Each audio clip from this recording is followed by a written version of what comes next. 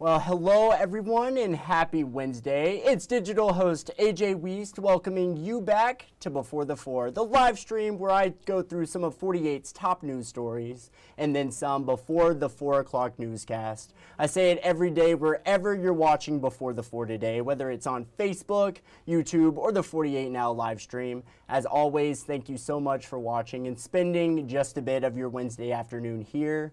I hope you all were watching Take After Take with our own 48 sports director, Carl Prather, along with Patrick Akers. They were talking about a lot of awesome stuff, March Madness, Auburn, and the Final Four as well. As my Atlanta Braves, they're not doing too hot at the moment. But again, thank you for watching, and we have quite a bit to jump into today, so I say we just go ahead and start things off. And let's begin in Limestone County, where earlier this afternoon, we learned that a pair in their 70s are facing a slew of animal cruelty charges. Athens police say they executed a search warrant at an address for reports of alleged commercial dog breeding operations on Lindsay Lane. Police say they received a call regarding a foul odor coming from the residence. Officers found numerous dogs living in awful conditions without access to proper care. Limestone Veterinarian Clinic and Athens Police were able to successfully remove those dogs from the residence. A 75-year-old man and a 73-year-old woman are being charged with 38 counts, each related to animal cruelty and neglect. The investigation suggested that the couple had allegedly been operating the dog breeding operation for a while now. The couple turned themselves in today, and their bond has been set at $38,000. But now let's take a look at the weather. Heavy rain with the chance of storms and a cool down expected over the weekend and heading into the week. 48 First Alert meteorologist Jeff DeNoyer has a look at the latest. Jeff? Good Wednesday to everybody. Tracking potential for some storms. The highest severe weather threat is not for our immediate area tonight, but it's so close off to our west and northwest. So any storms that develop that are going to be very close to the Mississippi-Alabama state line, we'll be watching very closely. So the SPC, the area in pink and red, which is not us, has the highest chance for severe weather tonight. Now, part of those storms that will be off to our west is going to be like this line that develops or tries to develop east of the main line. That's what we're going to be watching very closely. And it is so close that there are actually tornado watches issued for parts of Mississippi and Tennessee that border the Alabama state line and some of the counties we cover, like in Lawrence County, close to you. So we're going to watch the storms very closely this evening into the overnight. Anything that develops in western portions of Alabama will be the first to let you know. But right now, I'm going to keep a slight chance of a storm for areas east of 65. If you're going to have a storm, it will probably be a higher chance for areas west. And we'll be keeping an eye on these because I do think that any storm that develops has the capability of being strong to severe, producing large hail, damaging winds, and even a few isolated tornadoes. But again, the main threats for the storms tonight will be to our west and northwest. States like Arkansas, Missouri, western Tennessee, northern Mississippi, Illinois, Indiana. For our area, watching it very closely because that line of storms will butt up right up against the Alabama-Mississippi state line, and we'll keep updates coming for you throughout the night.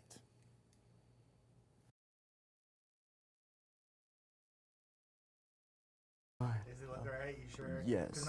Because this thing is sitting out here like this. Right. And I'm here with Jeff DeNoyer right now. Make sure you stay tuned for Weather Extra tonight at 9:30 for the latest weather update. Jeff, you want to say hey to the camera? Yeah, I will. I'll say hi to everybody. I'm in here. I'm like, I recorded that wrong. I'm so sorry. But it's a great way to get this information out online to people, which is fantastic because even though it's a slight chance of a storm and only affecting part of our area tonight, it's always better to be prepared than not. That's right, 100%. And yep, you heard it here first. You'll have Jeff DeNoyer back here in the CTV Center. I think you went like 50 minutes last Saturday. I did, yeah. So, I went a long time. Absolutely. But yes, stay tuned for the latest weather update there. But now an update out of Athens. State troopers have now identified a woman and a child who were killed in a crash along Highway 72 yesterday. Officials say 24-year-old Maria Alonso Perez was killed when the car she was driving left the roadway and struck a culvert. After overturning, the car then struck a sign and multiple trees. Alonso Perez and a 5-year-old passenger were pronounced dead on the scene. A 6-year-old who was also a passenger in the car was injured and transported to the hospital for treatment. The wreck happened near the intersection of Highway 72 and Lakeview Street in Athens yesterday afternoon. Troopers with the Alabama Law Enforcement Agency's Parole Division are continuing to investigate, and stay tuned for the latest we'll have on this story in our evening newscast, but super sad situation there. But now moving out to Huntsville, 48's Nick Ballinger yesterday spoke with a local boutique owner here who says prices on dresses could likely increase due to the recent tariffs we're seeing on imports here in the United States. In the heart of prom season, take a listen. Before you say yes to the dress, you may want to give that price tag another look. Tariffs on Chinese goods are imminent, and with 80% of the world's wedding dresses made in China, your big day could come with a much bigger price. Formal gowns and wedding gowns already at a higher price than we've seen ever. I think if we see a 20 or 25% increase with any possible tariffs coming down, that's going to put a lot of new fashion out of budget for a lot of people. Shannon Healy is the owner of Off the Rack Boutique in Huntsville, a consignment boutique that sells secondhand clothes. She says increased prices on new wedding dresses could lead to more customers for her. I think it's going to make paying half price or less than half price for something a lot more appealing to more people that maybe haven't considered it before. Healy says she sells around 30 dresses a day. With proms, weddings, and formal gala season in full swing, having options are a priority for most of her customers. We all know that once you go to a big event and you're photographed in that dress, it's a dead dress. You can't be photographed in it at another event. It's always stressful to find the right dress. Stacy Hall has spent the past week searching for a prom dress for her daughter. She says it's all about striking the right balance. It matters a lot, but then also too, I'm weighing it out that this is her senior year and I want to do the right price point based on what my bank account says and what makes her feel the best.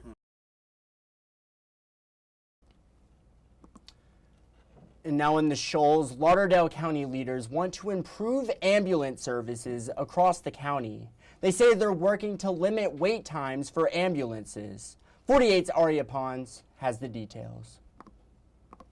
Lauderdale County leaders created an ambulance service review board to come up with short-term and long-term solutions, but also to hear community comments, like some of the ones they've been hearing from a few of the volunteer firefighters in the west end of the county.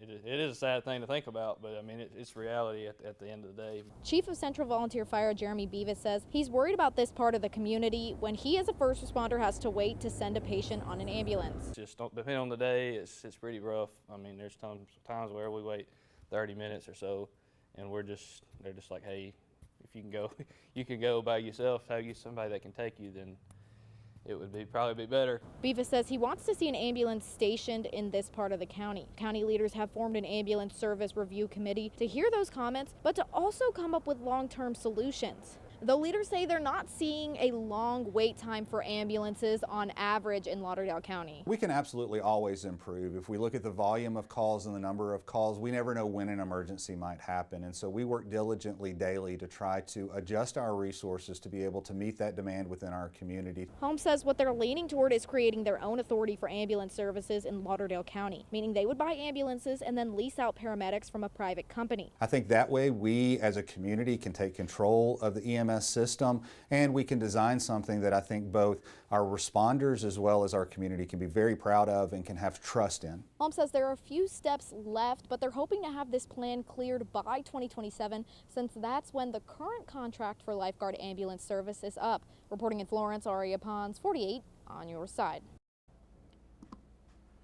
And now authorities in Marshall County are implementing training on sensory issues and autism to recognize and respond to individuals with such disabilities. The training is just in time for Autism Awareness Month. 48 Savannah Sapp gives us the details into the training. A simple bag like this may not look like much, but police officers and sheriff's deputies in Marshall County say it's a vital tool. Culture City has provided Arab police with sensory bags filled with items for those with autism and other disabilities. They include fidget toys, headphones to cancel overstimulating sound, and this communication card. A lot of people are nonverbal, and so we have a card in there that helps us with pictures to show how they're feeling, also something that they need. These new tools are being used alongside new training required by a state law implemented last year. It mandates Alabama officers to become sensory inclusive certified. Washburn says his officers have completed their training, and it has helped them recognize all disabilities. Where before, we may come out and not know what is actually going on and misplace the behavior for something else and not realize that it's part of the disability. So Marshall County deputies have also received their tools in training. Chief Deputy Willie Orr commended the state's new training, saying officers never truly know what they might encounter. Never know what the next call is or when you're going to encounter a child with needs where this can be a tool to help you. And this training has been added to the curriculum for police academies across the state of Alabama, and certified officers will have to be retrained every other year. In Arab, I'm Savannah Sapp, 48 News, on your side. And now a 25-year-old Madison woman is sharing updates on her recovery journey after having to have her arms and legs amputated due to sepsis. 48 Sarah Grace Kennedy spoke with her and has her story.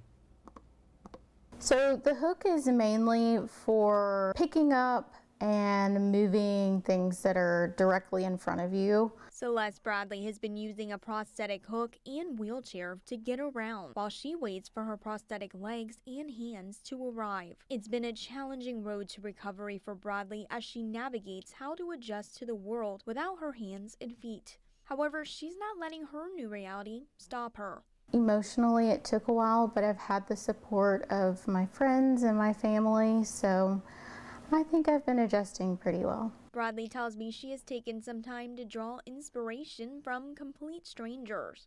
When I first got home, one of the things that I did was spend time searching amputees baking, amputees walking their dog, amputees riding a bike. That was really important to me, to be able to see other people doing these things. She's also decided to start her own YouTube channel and an Instagram page called Celeste Courage to share her road to recovery with others. Bradley tells me she hopes her videos can inspire other people who have lost a limb just like they did for her. I hope that I can be that person for someone else, that they can see that, you know, you're strong enough to make it through and be successful, even if it means adapting the way that we did things prior. Bradley's mom, Lori Bradley, says that more people should be informed about the symptoms of sepsis. Our faith in God is strong. We know that our daughter's a survivor. We know that she is strong. It's been very difficult. I would not sugarcoat it at all. But however, we are overcoming it. We are working through it day by day. Bradley's family and friends started a fundraiser to help her with her daily expenses and to help her with her hospitalization costs. Bradley tells me the overwhelming support from the community has played an important role in her recovery. It's one thing to have your family support you and give you your every need, but for the community, it's completely different. They came in and helped me in ways that they did not need to. I would have never expected it from strangers. And now, coming up after the break, we'll talk about a story up in Tennessee and how a rafting company is making things easier for hikers, a fun interactive event for the entire family in Decatur this weekend, and an awesome story on a child musical prodigy. It's all ahead. I'll be right back in 1 minute.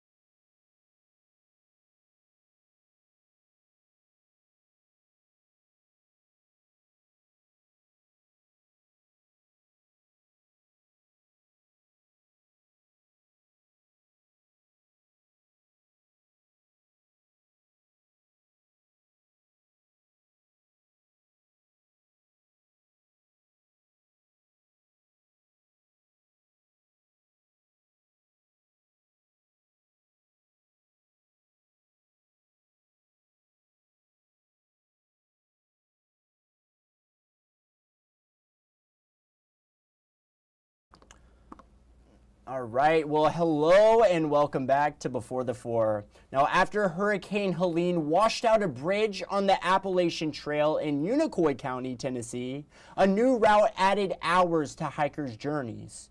Now, a rafting company is changing their business plan to get them back on track. Emily Crabtree has more. We don't do this normally. It is because the Appalachian Trail was washed away on this bridge here at Chestoa. Because of the damage Hurricane Helene did in Irwin, Appalachian Trail hikers passing through had to get creative. When they rerouted it through Irwin, it added hours of walking along a road full of dump trucks and dust and debris, and everyone felt it wasn't safe. That's why Wahoo's rafting company, Uncle Johnny's Hostel, and the Appalachian Trail Conservancy have teamed up to help them out. We started about 2 weeks ago, and we were getting 1 or 2 hikers a day, and we're getting up to, in the teens. And with more people just kicking off their hike, Wahoo's is getting ready for many more trips. We expect that by April and May, we could have up to 50 or more hikers a day. There's 3,000 total heading this way between now and June, so we expect to get pretty busy. The partnership doesn't just help the hikers. When the hurricane changed our season so drastically, he started thinking creatively, well, how can I get my people paid? How can we still, put boats in the water? The 2025 rafting season has been canceled, but this new business plan keeps rafting guides busy. It's a really awesome collaboration because the raft guides are helping the hikers, and the hikers are in turn helping the raft guides have jobs. Well, if you have a few kiddos in the house, or if you just love animals and learning about biodiversity, among other things, here in North Alabama, the North Alabama Zoological Society Kids Festival is coming back to town for its 4th year this Saturday at the Decatur campus of Calhoun Community College. And today I spoke with Program Director of NALS, Christy Woodruff, who previews what you can expect at this Saturday's event. Talk a little bit about this festival. I know it's the 4th annual. What can kids and families expect at this year's event? Sure. So we are really excited that Calhoun is hosting again this year. It is our 4th annual Kids Fest. We started it up on Montesano and outgrew this space, which is fantastic. This festival is all about connecting children with nature, celebrating Alabama biodiversity, and bringing the community together. We have over 50 vendors this year that consist of local businesses and different nonprofits within the community who are going to teach the kids about Alabama and their biodiversity. Well, very cool. That is certainly a lot of vendors. Is there any other new things that are happening kind of this year? I know last year there was a few lizards, there was a few turtles there. Can we expect to see those again? Sure. Twickenham always comes with us. He turns 5 this year. He is our animal ambassador. He is a sulcata tortoise. When he was born and we acquired him, he was about the size of probably a silver dollar. And now he's way bigger than a dinner plate. So kids always like to meet him again each year and marvel at how big he's grown. So he'll be there, as well as some other animal ambassadors. We also have Alabama's Department of Conservation and Law Enforcement coming, and they're going to bring their hands-on trailers, so kids will be able to interact with those exhibits, as well as the Limestone County Rescue Squad. They will be bringing their animals as well to teach kids about the dogs specifically that help them in local Alabama rescues. One of the other really exciting things that is happening this year is that I have to get the numbers correct, the AirVac Life Team 117 will have their helicopter there for the kids to explore and learn about the services that they offer for specifically this one's Limestone County, but really for the North Alabama area. Well, sounds like a super jam-packed event, and Saturday's event will be from 9 a.m. until 4 p.m. all day. Bring the kids out. The weather looks like it will be holding up on Saturday, and it certainly sounds like I said, it'll be a jam-packed Saturday. But now, today on the good side, if you've ever played a musical instrument, you know it takes practice and talent. A teen in North Dakota plays the piano, the flute, the organ, the guitar, and now she's learning the saxophone. And these instruments have taken her not just all over that state, but all over the world. LNL's Jody Kurtzman introduces us to this musical prodigy. Ryan Jensen is still perfecting this piano piece.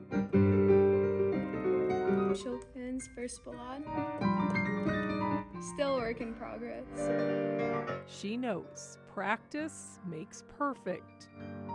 And so she practices every chance she gets. Ryan first fell in love with the piano when she was just 7 years old. This photo is a reminder of the day her parents surprised her with her very own piano. I just remember I was like, oh my gosh, I have my own piano. Like, this is so cool. Absolutely anything I gave her, she would learn in a week. Trinity Band and Choir Director Sandy Tibor taught Ryan how to play, but says Ryan quickly surpassed her abilities. She pushes me.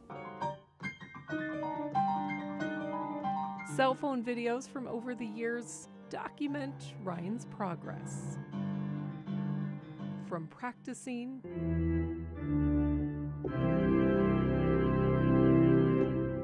to performing.